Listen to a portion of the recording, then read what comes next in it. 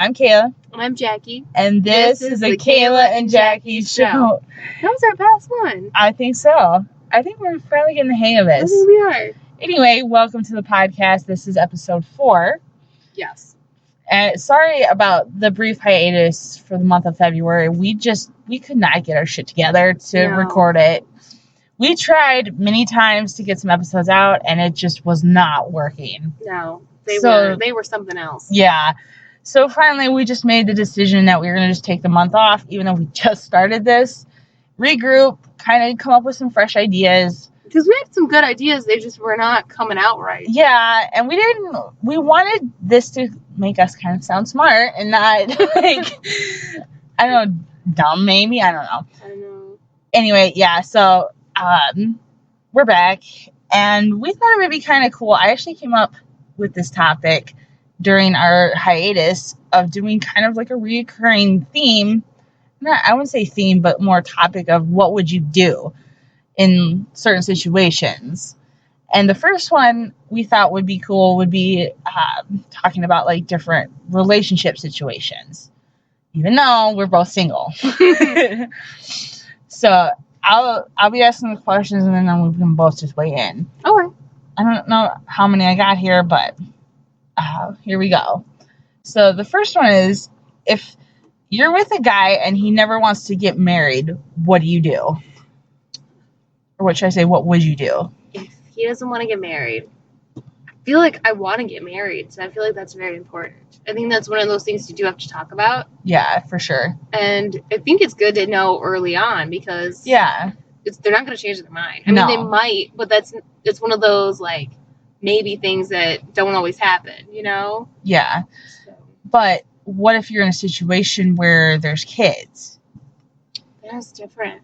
Because you already have kids, and that's a very serious commitment. Yeah. But like, what if it's a situation where you know that he loves you and you love him, but he never wants to get married? Say, like, from like a previous relationship, like he was cheated on, and he's afraid to get married. Well, I feel like if he loved me and I loved him, then why is he afraid? To be cheated on again. But I feel like he should know that I wouldn't then. But, I don't know. Guys are different. You never know. I don't know. I feel like he should know what I am. I don't know. It's a very, like, iffy situation. I know. Like, for me, like, I personally believe that I'm never going to get married. I really don't. What? Like, I really don't. You don't think you're going to get married? No, I really don't. What? But if I was in a situation where I was with a guy and I knew he did love me, and I loved him, I really don't think getting married would matter, because it's just a paper. You know, if you want to still be with that person, I don't know. It's just me. This is like what I believe. And I'm just surprised. That is what it is. No, like, I mean, sometimes I wonder, like, what like, if it'll happen. But not, like, I'm cool with it. Like, as of right now, I know it's not going to happen for me. Why? Because you're single? No, it's not something that I'm focusing on right now. I have other stuff to focus on. I get that. And getting married and settling down and having kids it's not there yet. It's like, for one example, I'm not stable enough with my money. Oh, yeah. Like, I can't support a family right now. No. That's one of the things I feel like is very, very important. Yeah. So, if you can, to try to be financially stable, especially for a family. Yeah, and, like, I would like to be financially stable before I start having kids. Or even, like, thinking about getting married. I know. I really want to be pretty self-sufficient. So that I can rely on my own money. Yeah. Okay, well, let's turn the table then. What if they don't want kids? I feel like that's a deal breaker, because I'm pretty sure I want kids. I mean, I love kids. Yeah, like, I know for a fact I want kids. I'm pretty sure I want kids. And I think it's a deal breaker. Yeah, like, I would sit down and, like, really have a conversation with him about it and say, well, why do you feel this way? And try to see it from his point of view. But if we are still on two different pages about it, then it's going to be a deal breaker. And the thing is, a lot of guys and girls do this too. Yeah. They'll say, I'll think about it, or like, oh, maybe, and then like. But then 10 years goes by and you're still in a relationship. Yeah. That you're like stuck in, essentially. And then it's harder to get out of when it comes down to it, you just didn't really want the same things. So it's kind of almost easier to say, no, man, this is what I want. Yeah. Than wait it out. Yeah, exactly. Like, I think if he never wanted kids and I did, it would be a deal breaker for sure. It's a deal breaker because I feel like I do want to be a mom one day. Yeah, me too. So we have a lot of questions here about different situations of cheating. So we're going to break those down. It's kind of a hot topic. Yeah. You know? And I think let's just start with cheating in general. Mm-hmm. To me, I feel like if a guy has the nerve to cheat on me, then he never loved me to begin with. I can feel that. Like, I don't care if he's drunk or not. I can't justify it. It's choices. Yeah. That's what I was reading a book recently, and they were talking about, one of the characters talked about choice, and one of the girls was actually cheating on, was dating a guy who was married, and one of the characters was saying to her, like, you had a choice though. And it was one of those, it was like whole thing about choice. And I feel like if my boyfriend or husband cheated on me, I'd be like, you did have a choice. Yeah.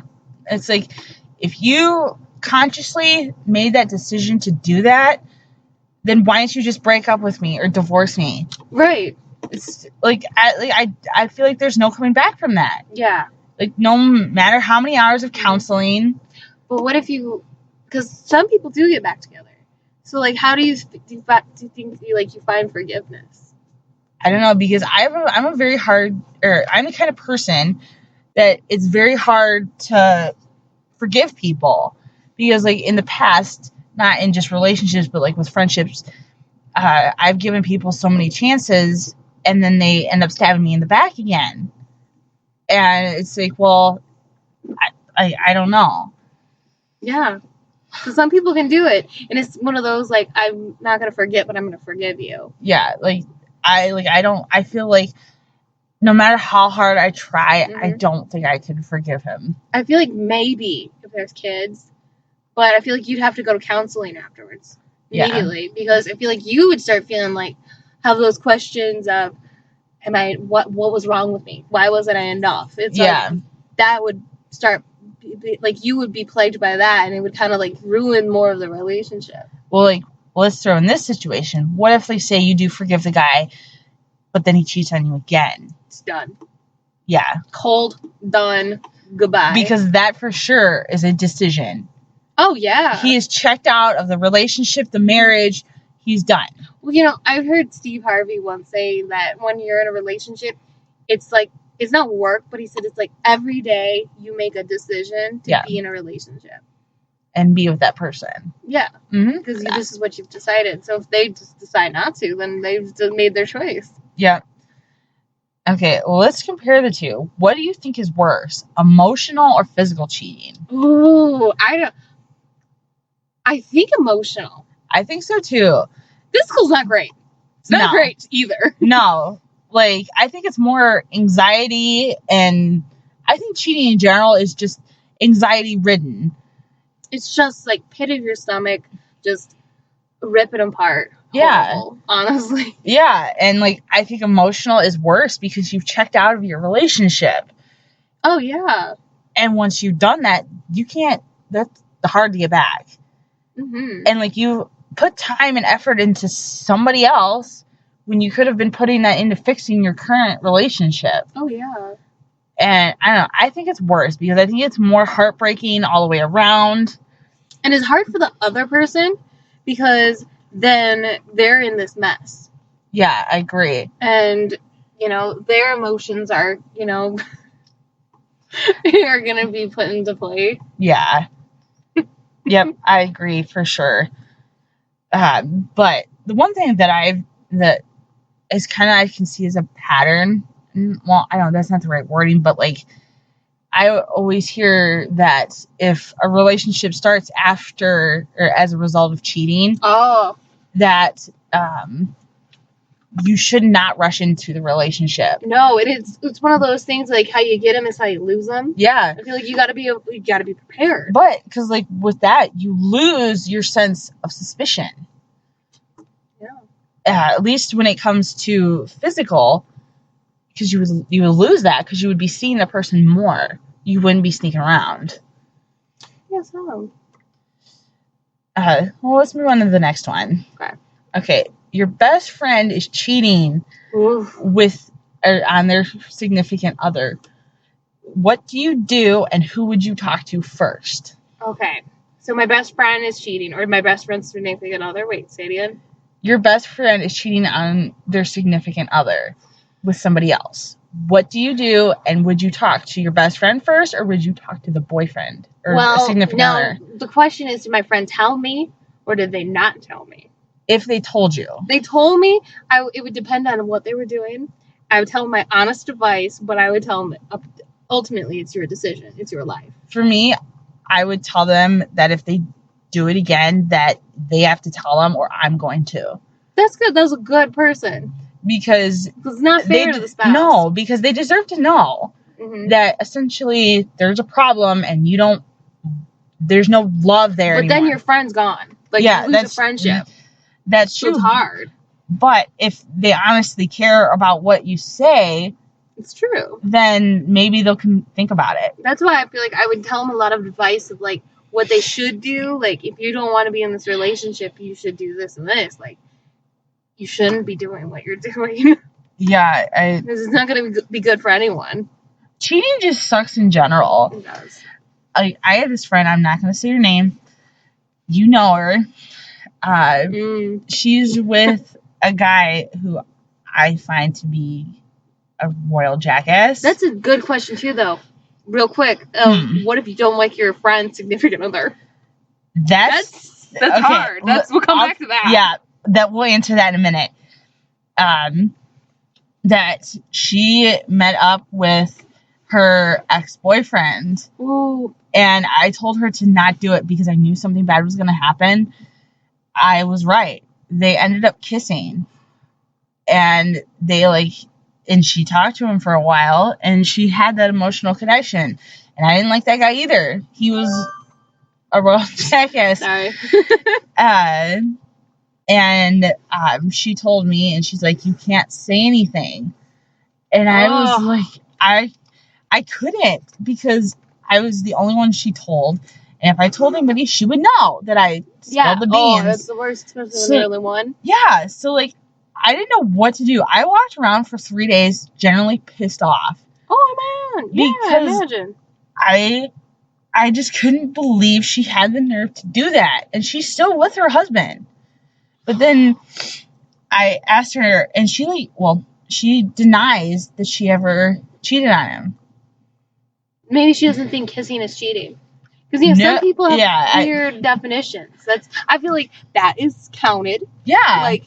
Some people are very jealous to the point where if you just talk to someone of the opposite sex, or you're friends with someone from the opposite sex, but or flirting, that's another gray area. Some people who are with someone will still flirt. Yeah. And they don't count that as cheating. I was so mad. I had to get the anger and the frustration out about the situation, because it did affect me too. Because I'm walking around with her secret. Oh, totally. So finally I wrote down everything I was feeling about it, and I crumpled up the paper and I threw it out. That's the best thing to do. Because that was my only option. And because I couldn't do anything else about it. I couldn't tell anybody. Sometimes I tell my mom. I couldn't tell my mom that. Your mom would get really mad. Yeah, because she knows the person. And she probably would call their mom. Yeah. But it's been 2 years now since it happened.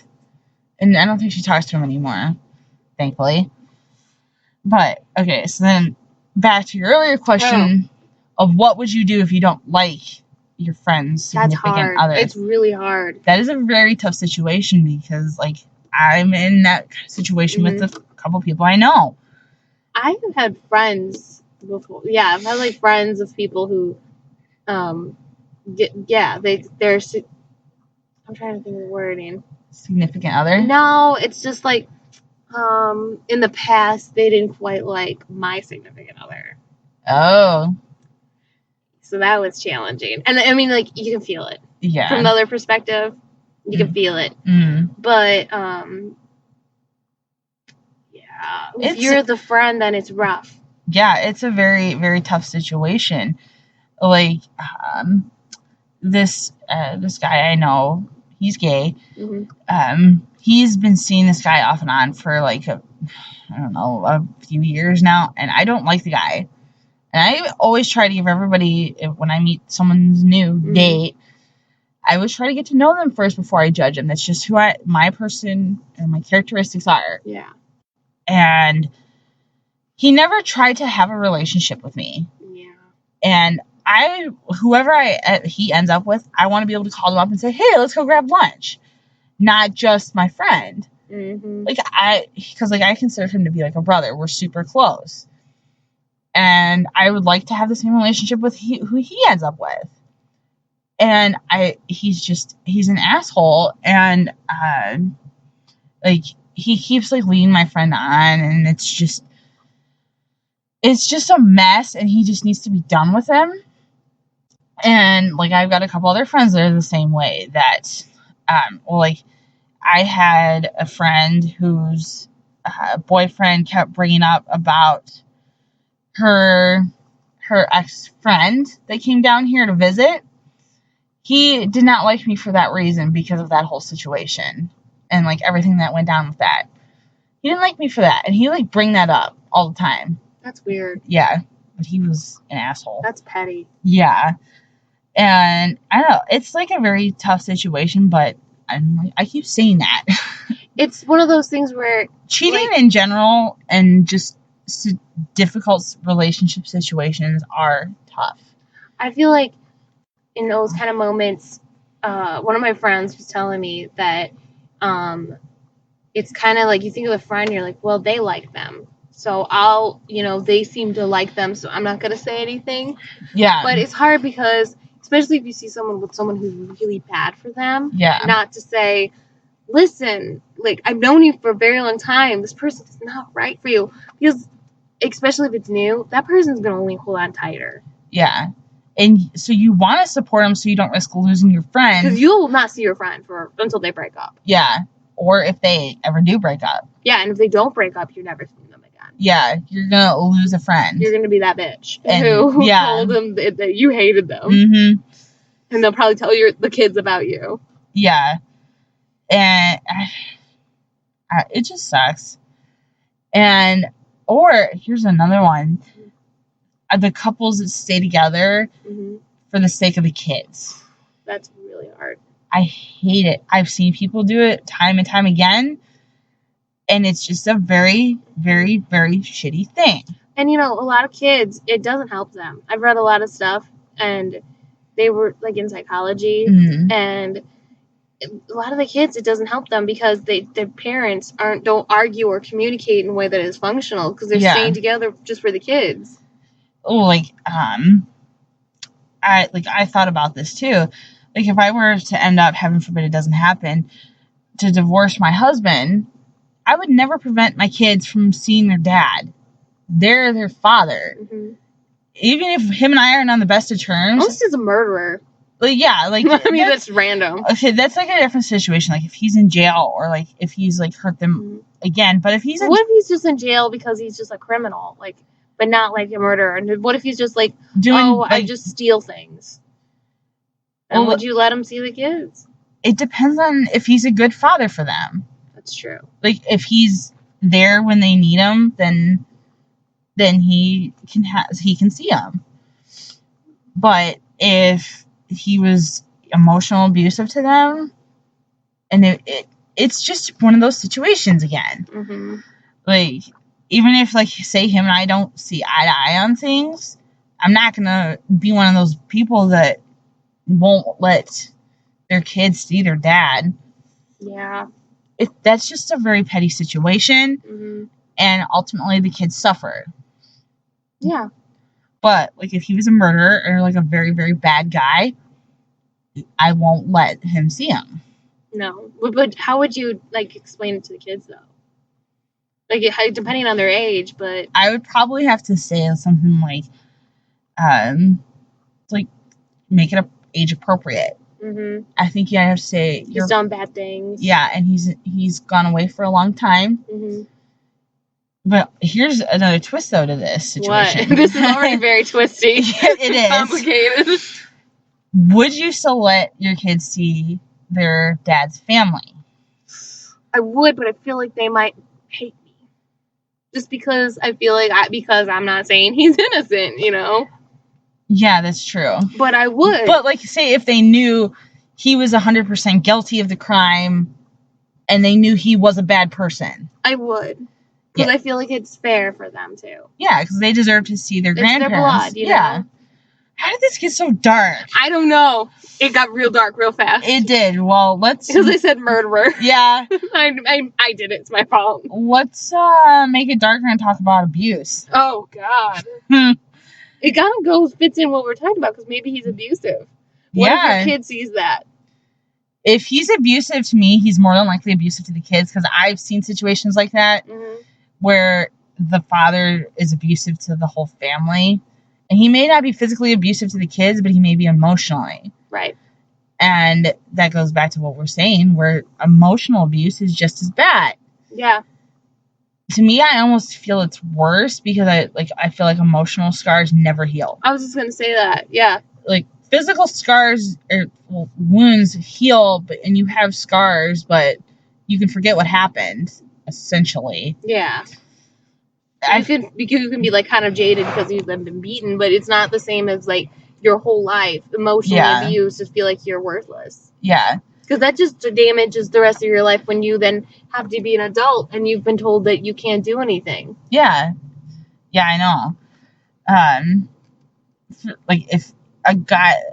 If I saw that happening to my children, it would be over. That would be another situation where it's done. Like, you're not going to be around them. Yeah. But it's hard to get out from those people because a lot of times they're crazy and they will try to hunt you down and kill you. Yeah, they will. Like, again, heaven forbid it does not hopefully ever happen. But if a guy hits me one time, I'm done. Mm-hmm. Because I've seen I feel like I'd lose my mind. Like, I feel like I'd black out and, like, start trying to kill them. Yeah, if not, I know for sure my family would. Oh, my God. My dad would murder them. Yeah. Yeah, because, like, I've seen so many situations where the guy apologizes and then it just escalates from there. Into that, like, self-worth thing. Like, maybe that person, a lot of times those people come from families where that was acceptable. So, like, that's what they know. So they feel like it's okay. Yeah. So they have a low self-esteem and think that, like, this is just acceptable behavior. Yeah, I know. When it's not. It's not. Cheating is not acceptable. Abuse is not acceptable. It's... Murder. Going back to what we're talking about. Murder is not acceptable. Any of those tough situations like that are not acceptable, at least to us. Yeah. Do you want to try to find a lighthearted question again? I don't know. Like, do you want to get married? I know. Yeah, I know. We didn't mean for this to get so dark, but it did. It did. I kind of like it though. I feel like look at us taking on some like tough subjects. Yeah, because these are like tough questions. We need to figure out ourselves. Yeah. Do you want to come up with more questions? Sure. Well, yeah, we got time. Okay. What you got a couple? I can't think of anything right now. Do you? No. What do you think? Give us a minute. And we're back. Okay. Yeah. We got to figure it out. We've never had to pause halfway between. Okay. So we figured we would end on something about moving. Yeah. Yes. Sorry, we're very tired. We've been walking around the mall all day, and it's just sounds like we always go to the mall. Like, I know. We do other stuff besides go to the mall. We really do. But we're actually going to a concert in 2 weeks, so we were trying to find some clothes to wear for it. And no luck.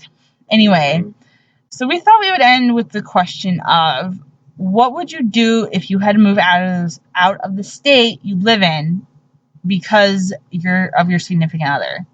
Like, say he got a new job, or well, I don't know, other circumstances. I feel bad because I feel like it depends on how much I make and what I'm doing compared. Is that terrible? It's not great, is it? No. Because I mean, it depends on also how serious you are. That's really the first thing. Because true. like if you're just started dating, I'm not going to leave my salary position job. No. It also depends on what they're doing. So like, what if they're like, oh, I'm interning, but I have to go move, across the country, and you have a full-time salary position. If it was just an internship and he, like, say he got a job back where you're currently living, then it would be a long-distance relationship for a while. We didn't talk about that. That's a good question. Gosh, what's wrong with us today? Okay, maybe we'll touch on long-distance relationships. Okay, anyway. I'm getting real lighthearted now. Yeah. That's good. We wanted to kind of bring it back. We're bringing it back. We're going to pause and, regroup.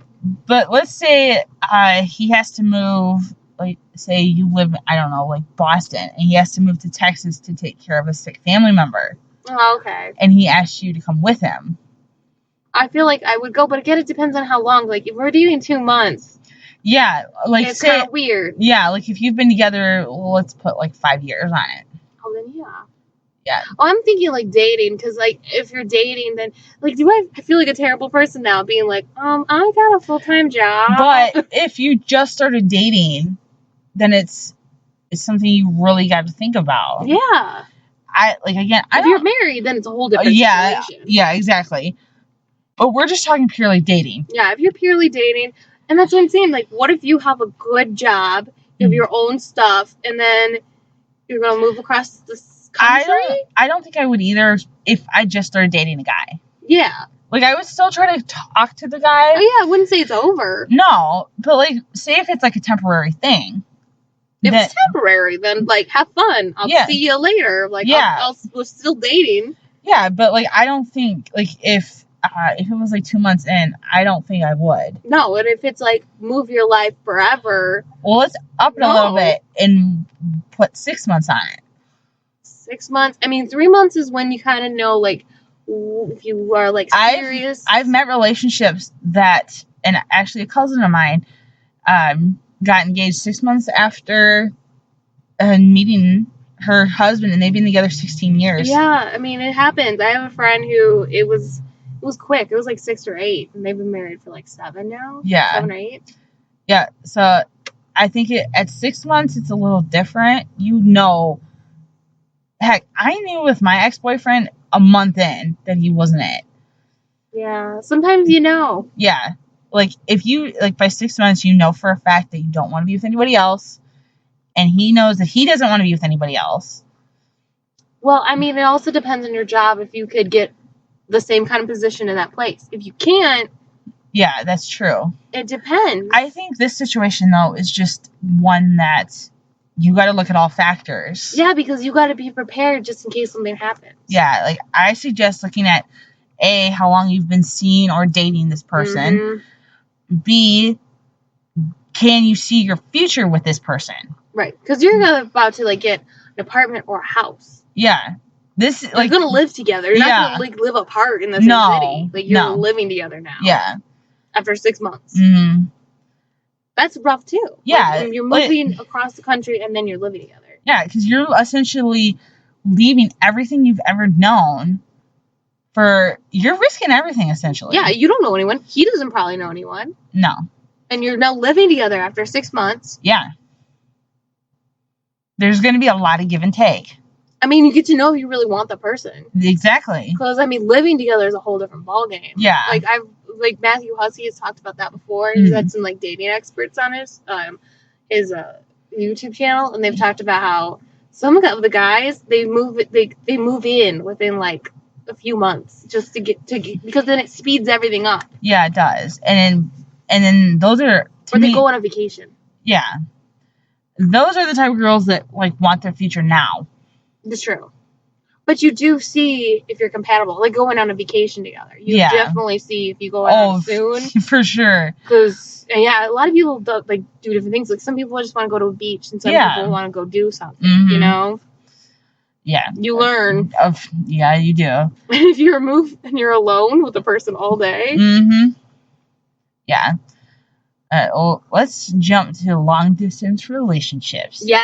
And finish off with that. Mm-hmm. I think they could be fun. I think it could be very hard. Yes. But it could be fun. Like, it depends on how distant. And, like, what type of job is at play here. That's true. Like, because I know, like, military, that's long distance. Because you can go, like, months to a year or years. Without seeing your significant other. Or, let's do the other, talk about musicians. Mm-hmm.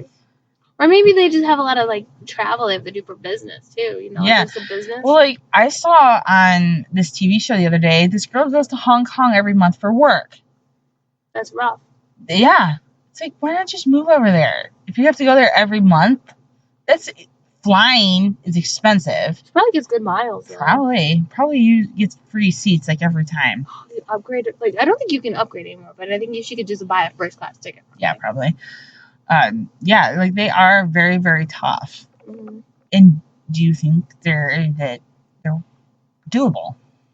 I think you can, but I think it's just like earlier we were saying that you have to make an effort every day still. Mm-hmm. Like, it's a conscious, because the person's not going to be there every day. Yeah. So, like, you do get a lot of that independence. I think that when the person's there, you have to make sure you do things and, like, interact with them, you know? Because I had heard this one girl, and she saw her long-distance boyfriend on a weekend, and he just wanted to play video games and didn't want to hang out with her. That's no. Like, you don't get to see each other, and then the one day you did, you don't want to see her. Yeah, but then what sucks with those is, like, say you only get to see your significant other every once in a while. Yeah. The last thing that you're going to want to do is fight. You're going to want to enjoy that time together. Mm-hmm. So you're just going to let everything slide and just Maybe. I mean, and depending on how serious the situation is. Yeah, that's true. Because, I mean, you do. Because it'll just keep festering over time. Yeah. And the problem won't go away by ignoring it. No. But you got to be just, like, serious how you feel, I think. You got to, like, constantly, like, reassess how you feel about the situation. I think in any relationship, in any situation, you got to keep your feelings in check. And How so? Like, you got to really think, is this person making me happy? Yeah. That, I think, is the number one thing that everybody loses in relationships. It's true. Like the unsatisfactory ones. Like, the healthy relationships, that's not what I'm talking about. You got to think, and then there's the difference between being happy and then content. Exactly. So you got to really think, like, am I really happy, or am I just okay? Yeah. Or am I just staying with this person because I don't want to be single? Or you just don't want to hurt their feelings. Yeah. That's true. Because, I mean, it's rough. Like, it's to get out. Yeah. I mean, it's a lose-lose. It really is. Because someone's going to be the bad guy. Yeah. And then other person's the victim. And then that's not good. You don't want a pity party. Unless you both sit down and realize that there's a problem and you're both okay with it. Yeah. And, like, you both just mutually decide to break up. That's a different situation, too. Mm-hmm. But also, I think when it comes to relationship, this is just my opinion I'm stating. Other people can feel differently, but I think, too, you got to really decide whether or not you, honest to God, love the person. Yeah. Or if it was just puppy love. Yeah, you got to think. It's hard, because especially if you don't have, like, a lot of experience with it. Yeah. Like, if you're new to relationships, like, if you've never been, like, in a relationship where it was, like, serious like that, it's hard because you're like, I think I love you, you know, like, I think I But do I just love you because you're with me? That's true. I mean, I think that's hard because it's like, of course you like people who like you. Yeah. Like, I think that's a hard thing. Like, do I like you, or do I like you because you like me? Yeah. It's hard. It is. My biggest issue is being too agreeable at the beginning. I will just be sure, when in my head I'm like, now not to a point where it's really bad, but just in certain little small things where later the person's going to be like, well, you liked it before. And you're like, I don't really want to go sit outside right now. I don't want to go sit in the grass.